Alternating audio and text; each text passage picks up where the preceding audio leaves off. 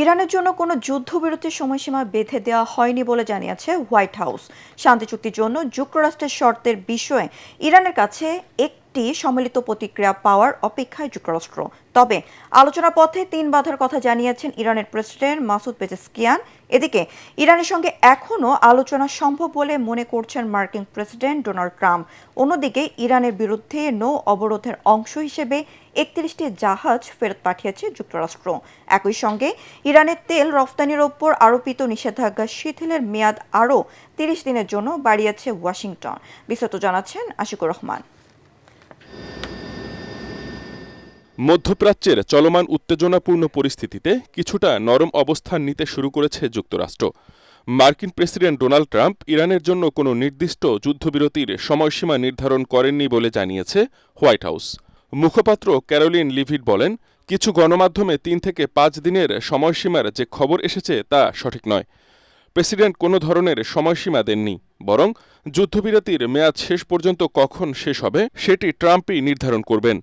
একই সঙ্গে যুক্তরাষ্ট্রের প্রস্তাবিত শান্তি শর্তের বিষয়ে ইরানের কাছ থেকে একটি সম্মিলিত প্রতিক্রিয়ার অপেক্ষায় রয়েছে বলে জানিয়েছে ওয়াশিংটন। এদিকে ইরানের প্রেসিডেন্ট মাসুদ পেজেশকিয়ান আলোচনার পথে 3টি বড় বাধা হিসেবে প্রতিশ্রুতি ভঙ্গ, অবরোধ এবং হুমকির কথা উল্লেখ করেছেন।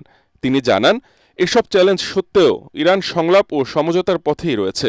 অন্যদিকে ইরানের পার্লামেন্টারি স্পিকার মোহাম্মদ বাঘের গালিবাফ বলেছেন, নৌ অবরোধের কারণে হরমুজ প্রণালী পুনরায় খোলা সম্ভব হচ্ছে না। তিনি বলেন, সব ফ্রন্টে আগ্রাসী তৎপরতা বন্ধ এবং যুদ্ধবিরতির পূর্ণাঙ্গ বাস্তবায়ন হলেই কেবল পরিস্থিতি স্বাভাবিক হতে পারে। ইরান ও রাশিয়ার জাহাজে থাকা তেল বিক্রির উপর আরোপিত নিষেধাজ্ঞা শিথিলের মেয়াদ 30 দিনের জন্য বাড়িয়েছে ওয়াশিংটন। মার্কিন অর্থমন্ত্রী স্কট বেসেন্ট জানিয়েছেন, হরমুজ প্রণালী বন্ধ থাকায় তেল সংকটের ঝুঁকিতে থাকা দেশগুলোর অনুরোধে এই সিদ্ধান্ত নেওয়া হয়েছে। তবে সবকিছুর মধ্যে উত্তেজনার সম্ভাবনা উড়িয়ে দিচ্ছেন না ট্রাম্প। নিউ ইয়র্ক পোস্টের এক প্রতিবেদনে বলা হয়েছে, ইরানের সঙ্গে এখনও আলোচনা সম্ভব বলে মনে করছেন মার্কিন প্রেসিডেন্ট। তিনি বলেন, ইরানের সঙ্গে শান্তি আলোচনার দ্বিতীয় দফা শুক্রবারের মধ্যেই শুরু হওয়া সম্ভব।